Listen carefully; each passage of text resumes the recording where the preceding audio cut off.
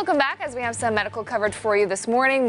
Mercy Dr. Barbara Bumberry joins us now. Good morning. Thanks for being here. We're talking about something that is very timely as you're out, maybe doing some of your summer activities. If you dare to face the heat, you're likely going to be exposed to ticks.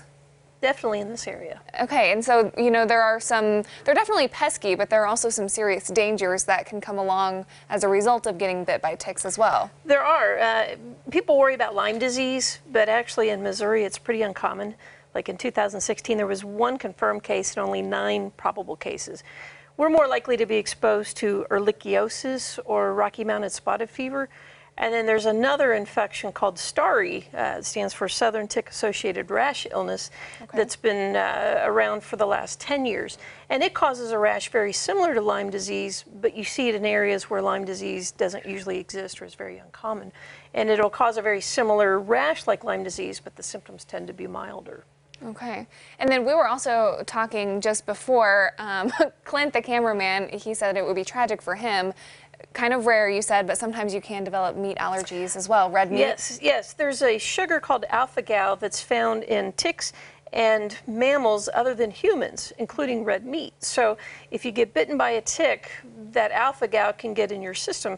And then because we don't produce it, our body recognizes it as foreign and we form antibodies against it.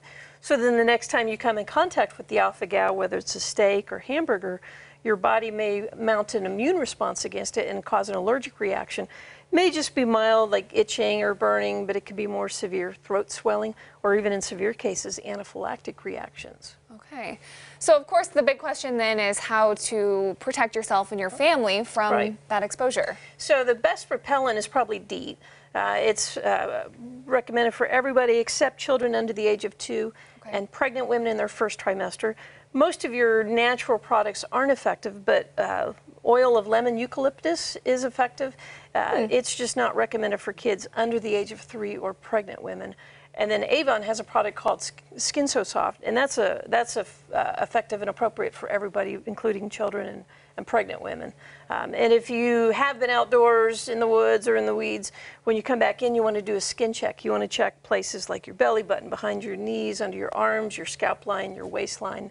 And if you do find a tick, you want to use a fine tweezers or forceps and just grasp it as close to the skin as you can and just apply gentle traction upward. You don't want to twist, you don't want to jerk it, and just apply gentle traction and it should come loose.